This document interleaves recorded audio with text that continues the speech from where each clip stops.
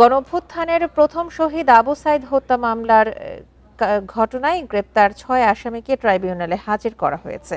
দুপুরে এই রায় ঘোষণা করবে আন্তর্জাতিক অপরাধ ট্রাইব্যুনাল ২। ট্রাইব্যুনাল চত্বর থেকে আরও তথ্য জানাতে আমাদের সঙ্গে যোগ দিচ্ছেন সহকর্মী জাহিদুল বাশার। আজকে তো আবু সাইদ হত্যা মামলার রায় ঘোষণা করা হবে, সবশেষ কি অবস্থা দেখতে পাচ্ছেন?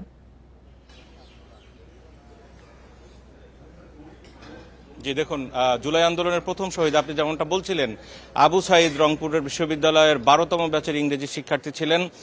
তার যে হত্যাকাণ্ড, অর্থাৎ এই জুলাই আন্দোলন শুধু নয়, বাংলাদেশের প্রতিরোধের এখন প্রতীকী ছবি আবু সাইদের সেই দুহাত প্রশস্ত করে পুলিশের গুলি বুকে পেতে নেওয়ার যে ছবি, সেই আবু সাইদ হত্যা মামলার যে রায়, সেই রায় কিন্তু কিছুক্ষণের মধ্যে এখানে আদালত থেকে ঘোষণা করা হবে। আমি যদি এই মুহূর্তে একটু আদালতের চিত্র দেখাই, আপনি দেখতে পাচ্ছেন আমার পাশে এই যে সাদা বিল্ডিংটি এবং এখানে যে প্রিজন ভ্যানগুলো রাখা হয়েছে, এখানেই কিন্তু গ্রেপ্তার ৬ জন আসামিকে কিছুক্ষণ আগে আনা হয়েছে। এবং এই যে সাদা বিল্ডিং এখন যেটি দেখা যাচ্ছে, যে ভবনটি, এটি হচ্ছে আন্তর্জাতিক অপরাধ ট্রাইব্যুনাল ১-এর যে গারদখানা রয়েছে, সেখানে এনে ৬ পুলিশ যেই আসামি রয়েছে তাদেরকে রাখা হয়েছে। এবং ঠিক তার উল্টো পাশে আরেকটি ভবনে যেই আন্তর্জাতিক অপরাধ ট্রাইব্যুনাল ২, সেখানেই কিন্তু মূলত সেই ২ থেকে আজকের এই রায় ঘোষণা করা হবে। এবং এই রায় ঘোষণার পুরো বিষয়টি কিন্তু বাংলাদেশ টেলিভিশন সরাসরি সম্প্রচার করবে। এজন্য এখানে এই মুহূর্তে গণমাধ্যম, দেশি বিদেশি গণমাধ্যম কর্মীদের বেশ ভিড় রয়েছে। আজকে এখন পর্যন্ত যেই ৬ জনকে এখানে আনা হয়েছে, যারা গ্রেপ্তার রয়েছে, তার ভিতরে উল্লেখযোগ্য রয়েছে শরীফুল ইসলাম, রংপুর বিশ্ববিদ্যালয়ের সহযোগী অধ্যাপক এবং তিনি প্রক্টর সেই তখনকার সময়ের। এবং পুলিশের এএসআই আমির হোসেন গ্রেপ্তার রয়েছেন, তাকে আনা হয়েছে।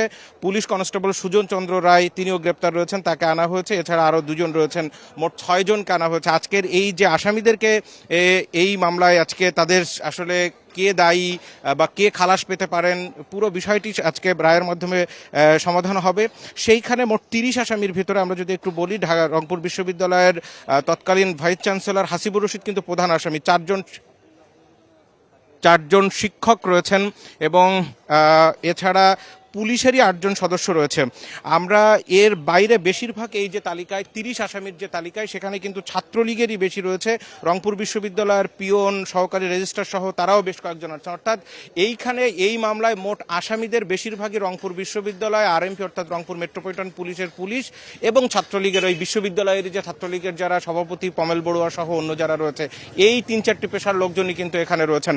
দেখুন, আন্তর্জাতিক অপরাধ ট্রাইব্যুনালে এই মামলার গত বছরের ৬ আগস্ট কিন্তু ফরমাল চার্জ দাখিল করা হয় এবং তারপরে প্রায় ৫.৫ মাসের মতো এই আনুষ্ঠানিক বিচারিক প্রক্রিয়া চলে। গত ২৭ জানুয়ারি কিন্তু রায়ের দিন নির্ধারণ করা হয় এবং সর্বশেষ গত এই ৫ মার্চ আজকের দিনটি তারিখ নির্ধারণ করে রায়ের জন্য রাখা হয়। আন্তর্জাতিক অপরাধ ট্রাইব্যুনাল ২ থেকে এর আগে একটি মামলার রায় দেওয়া হয়েছিল এবং এটি দ্বিতীয় মামলার রায় দেওয়া হবে। এখানে এই মামলায় এই ৩০ জন আসামি, আন্তর্জাতিক অপরাধ ট্রাইব্যুনালে এখন পর্যন্ত যতগুলো মামলা রয়েছে সবচেয়ে বেশি আসামি কিন্তু এই মামলার যারা সাক্ষী দিয়েছেন, কারণ এই পুরো মামলাটি কিন্তু নির্ভর করেছে সাক্ষ্য গ্রহণের উপরে।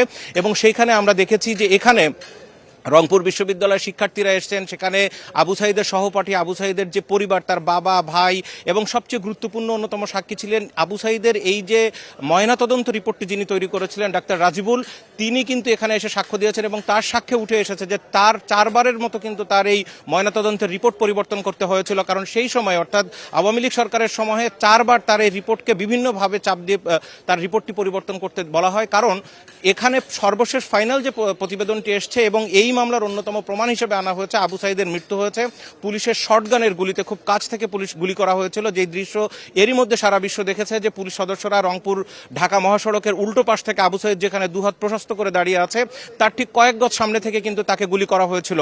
সেই রিপোর্টটি এসেছে। সেখানে ডাক্তার রাজিবুল তিনি এসে বলেছিলেন যে তাকে বারবার করে যেই প্রেসার দেওয়া হয়েছিল যে আবু সাইদ নিউরোজেনিক শক অর্থাৎ মাথায় আঘাতের কারণে তার মৃত্যু হয়েছে, সেই বিষয়টি লিখতে বাধ্য করা হয়েছিল। এবং প্রথম 3টি যে ময়নাতদন্ত রিপোর্ট, সেখানে কিন্তু পুলিশের গান শটের কারণে তার মৃত্যু হয়েছে, এই বিষয়টি তিনি লিখতে পারেননি। এবং তাকে সবচেয়ে বেশি প্রেসার দিয়েছিলেন সেই সময় রংপুর মেট্রোপলিটন পুলিশের যিনি কমিশনার ছিলেন মনিরুজ্জামান, তিনি এবং রংপুরের যেই সাচিপের অর্থাৎ স্বাধীনতা চিকিৎসক পরিষদের যিনি নেতা ছিলেন সভাপতি ডাক্তার চন্দন, তাদের দুজনের প্রেসার কিন্তু সবচেয়ে বেশি ছিল। ডাক্তার চন্দনও কিন্তু এই মামলার সাক্ষী রয়েছে। সুতরাং এই মামলায় মোটামুটি বিভিন্ন ধরনের সাক্ষী, মোট 25 জনের সাক্ষ্য গ্রহণ করা হয়েছে।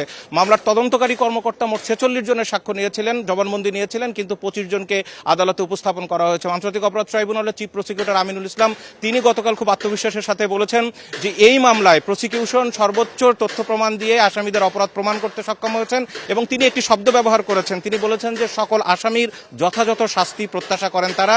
কিছুক্ষণ পরে আন্তর্জাতিক অপরাধ ট্রাইব্যুনাল থেকে বাংলাদেশ টেলিভিশন এই রায়ের সরাসরি সম্প্রচার করবে। আমরা সেই বিষয়ে হয়তো সরাসরি তখন দেখাতে পারবো। আন্তর্জাতিক অপরাধ ট্রাইব্যুনাল চত্বর থেকে সরাসরি জানাচ্ছিলেন আমাদের সহকর্মী জাহিদুল বাশার।